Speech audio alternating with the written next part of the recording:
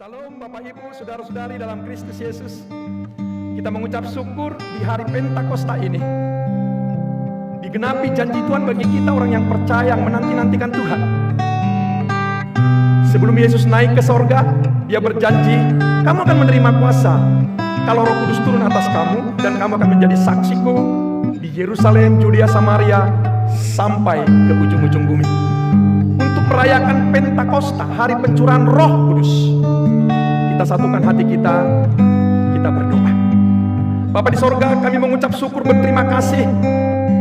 Tuhanlah yang memilih, Tuhanlah yang memanggil, Tuhanlah yang menetapkan kami menjadi anak-Mu ya Tuhan. Dan kepada kami anak-Mu sebagai ahli waris-Mu, kami berhak memperoleh janji-janji-Mu ya Tuhan. Janji-Mu, Tuhan akan mencurahkan Roh-Mu atas kami, anak-anak-Mu, supaya Tuhan memakai kami menjadi saksi-Mu ya Tuhan. Di tengah-tengah dunia ini ya Bapa, Tuhan, kami akan memuji, menyembah-Mu ya Tuhan, di dalam roh dan kebenaran, di dalam pencurahan Roh-Mu. Roh-Mu memimpin ibadah kami ini, memimpin pujian penyembahan kami ini Bapa. Di dalam nama Tuhan Yesus Kristus kami berdoa dan mengucap syukur. Amin. Kita siapkan hati kita, mari kita memuji dan menyembah Tuhan.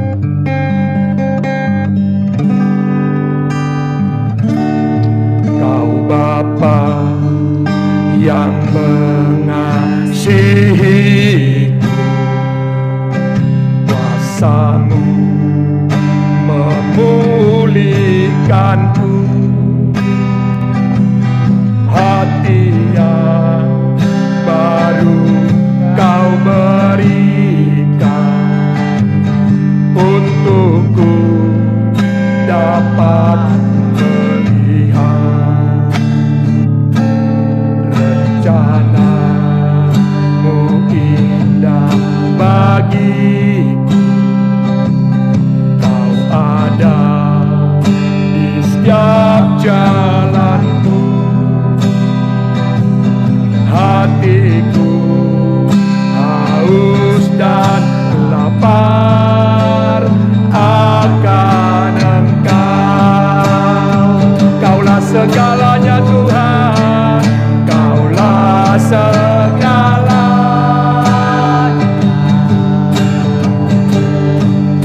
Di dalam hidupku,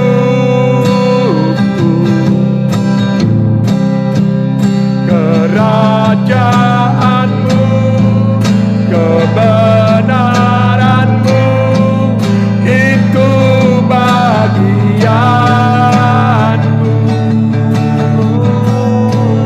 Kaulah yang kupandang selama hidupku, mengasihi-Mu, memuliakan-Mu, Bapa dan Raja-Ku. Kaulah segalanya Tuhan, Kaulah segalanya. Di dalam hidupku, kerajaan-Mu, kebenaran-Mu, itu bagianku. Kaulah yang kupandang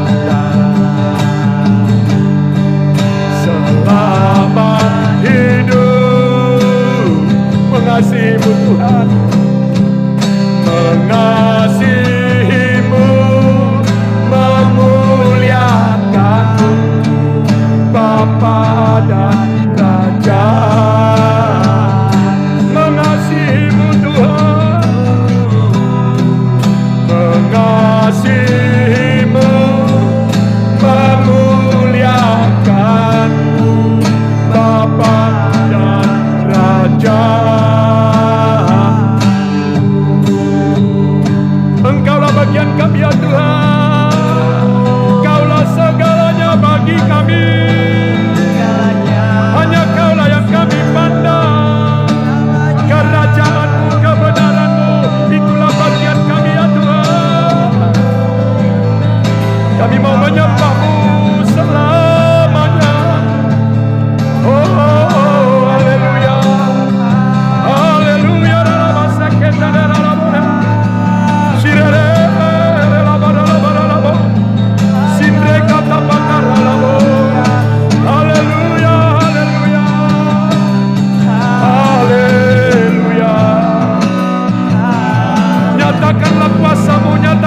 janji-Mu, curahkanlah kuasa-Mu, curahkanlah janji-Mu bagi orang yang menanti-nantikan Engkau ya Tuhan.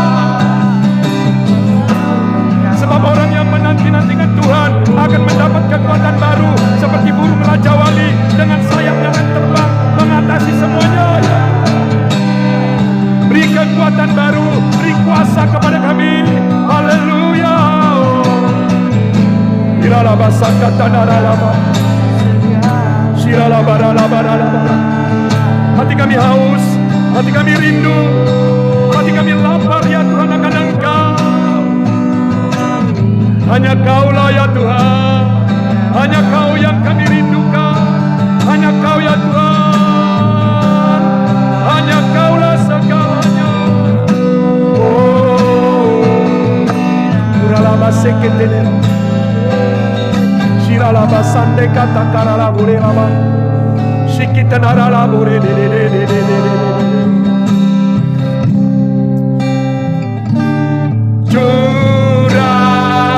Curahkanlah kuasa-Mu Tuhan, mujizat terjadi di tempat ini.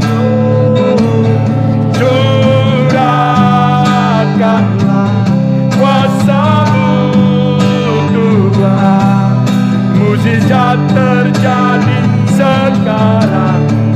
Mari kita rasakan kasih Tuhan dan kuasa-Nya. Rasakan kasih-Mu Tuhan, ku rasakan kuasa-Mu Tuhan, ku rasakan kasih kuasa Roh-Mu, ku rasakan kehadiran-Mu. Kita katakan sekali lagi, ku rasakan kasih-Mu Tuhan. Ku rasakan kasih-Mu Tuhan, ku rasakan kuasa-Mu Tuhan, ku rasakan kasih kuasa Roh, ku rasakan kehadiran. Curahkanlah Tuhan, curahkanlah kuasa-Mu Tuhan, mujizat terjadi di tempat ini. Curahkanlah kuasa-Mu Tuhan, mujizat terjadi sekarang. Curahkanlah Tuhan, curahkanlah, curahkanlah kuasa-Mu Tuhan, mujizat terjadi di tempat ini. Curahkanlah kuasa-Mu Tuhan, mujizat terjadi sekarang ini. Mujizat terjadi, mujizat terjadi sekarang ini. Nyatakanlah mujizat-Mu sekarang ini ya Tuhan. Iman timbul dari pendengaran akan firman Tuhan. Ketika kami mendengar firman-Mu, timbullah iman kami. Dan ketika kami percaya, mujizat itu nyata. Mujizat terjadi bagi orang yang percaya ya Tuhan. Kami siapkan hati kami Tuhan untuk kebenaran firman-Mu. Berfirmanlah ya Tuhan. Kami haus, kami rindu, kami lapar akan kebenaran firman-Mu Tuhan. Hanya roh dan firman-Mu yang dapat memuaskan kami ya Tuhan. Apapun yang ditawarkan oleh dunia ini tidak akan memberikan kepuasan bagi kami, tidak akan memberikan damai dan sukacita bagi kami.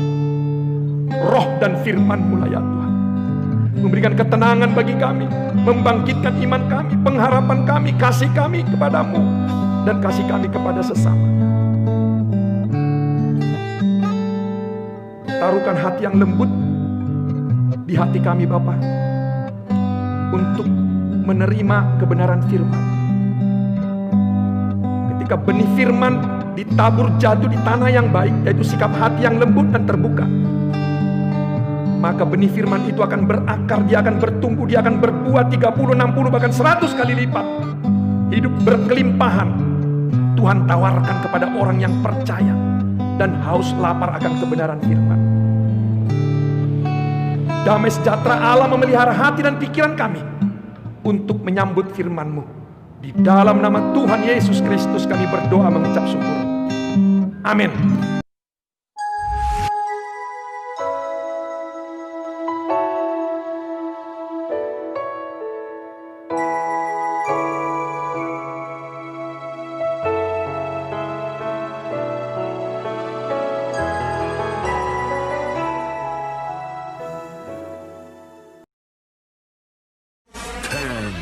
Nine, eight, seven, six, five, four, three, two, one, zero. Salam Bapak Ibu, saudara-saudari dalam Kristus Yesus.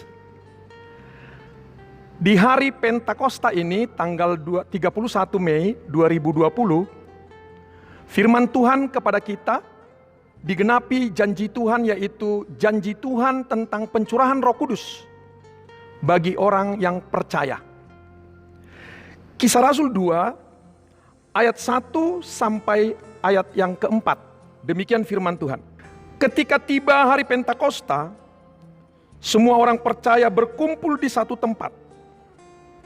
Tiba-tiba turunlah dari langit suatu bunyi seperti tiupan angin keras yang memenuhi seluruh rumah di mana mereka duduk. Dan tampaklah kepada mereka lidah-lidah seperti nyala api yang bertebaran dan hinggap pada mereka masing-masing. Maka penuhlah mereka dengan Roh Kudus. Lalu mereka mulai berkata-kata dalam bahasa-bahasa lain, seperti yang diberikan oleh Roh itu kepada mereka untuk mengatakannya. Itulah pencurahan Roh Kudus, Pentakosta. Tuhan mencurahkan Roh Kudus ke atas orang-orang yang percaya, yang menanti-nantikan janji-janji Tuhan ini. Bapak Ibu saudara-saudari dalam Kristus Yesus, kenapa ada orang yang mencuri, membunuh, berzina, sakit hati, marah, dendam? Kenapa? Sebenarnya akar masalahnya adalah dari hati. Dari hatilah muncul, yaitu perzinahan, pikiran jahat itu. Dalam Markus 7 ayat 21 sampai 23, demikian firman Tuhan. Sebab dari dalam, dari hati orang, timbul segala pikiran jahat, percabulan, pencurian, pembunuhan, perzinahan, keserakahan, kejahatan, kelicikan, hawa nafsu, iri hati, hujat, kesombongan, kebebalan. Semua hal-hal jahat ini timbul dari dalam, dari hati, dan menajiskan orang. Roh Kudus dicurahkan untuk memulihkan hati itu. Dipulihkan hati itu sehingga kita memiliki hati yang baru, roh yang baru. Yehezkiel 36 ayat 26 sampai 27, demikian firman Tuhan. Kamu akan kuberikan hati yang baru dan roh yang baru di dalam batinmu, dan aku akan menjauhkan dari tubuhmu hati yang keras, dan akan kuberikan kepadamu hati yang taat. Rohku, roh Tuhan, akan kuberikan diam di dalam batinmu, dan aku akan membuat kamu hidup menuruti segala ketetapanku dan tetap berpegang pada peraturan-peraturanku dan melakukannya. Pencurahan Roh Kudus adalah memulihkan hati kita. Hati yang pahit, hati yang penuh dengan kebencian, iri hati, tinggi hati, niat-niat jahat orang, fitnah, dendam.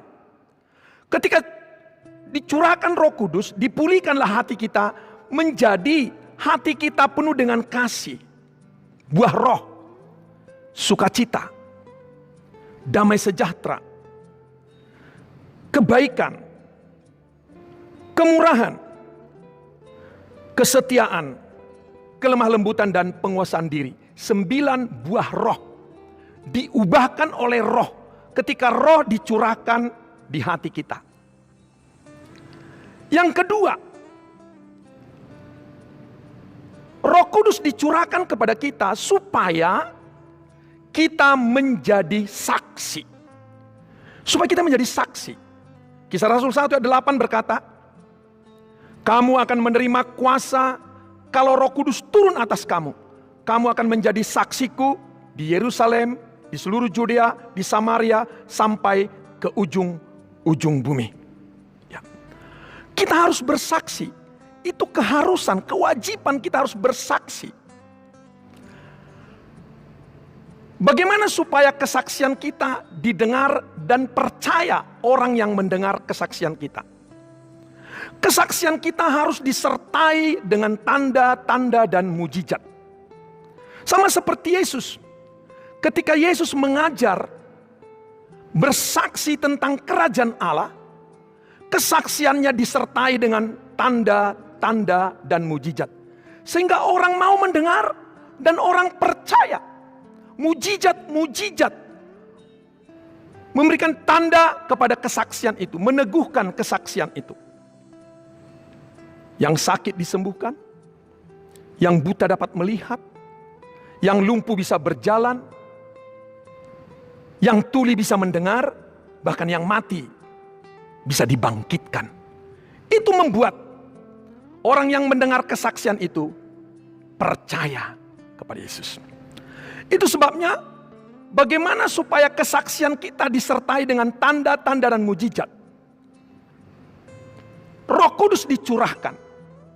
Karunia roh dinyatakan kepada kita. 1 Korintus 12 ayat 8 sampai 11. Karunia roh untuk meneguhkan kesaksian kita disertai dengan tanda-tanda dan mujizat. Ya. Karunia roh itu adalah karunia hikmat, karunia pengetahuan, karunia iman, kemudian karunia kesembuhan, karunia mujizat, karunia bernubuat, karunia membedakan roh, karunia berbahasa roh, dan menafsirkan bahasa roh. 9 karunia roh. Tadi kalau 9 buah roh itu adalah karakter Kristus ada pada kita. 9 karunia roh itu adalah karisma. Kita menyaksikan Kristus harus disertai dengan tanda-tanda mujizat, yaitu karisma, karunia-karunia roh. Itulah tadi 9 karunia roh itu. Roh Kudus dicurahkan untuk kita, untuk apa? Roh Kudus dicurahkan untuk menyertai, menolong, menghibur, dan memimpin kita. Itulah pencurahan Roh Kudus, itulah Pentakosta. Roh Kudus itu dicurahkan untuk menyertai, menolong, menghibur, dan memimpin kita. Yohanes 14 ayat 16 sampai 17. Aku akan minta kepada Bapa dan Ia akan memberikan kepadamu seorang penolong. Roh Kudus itu penolong.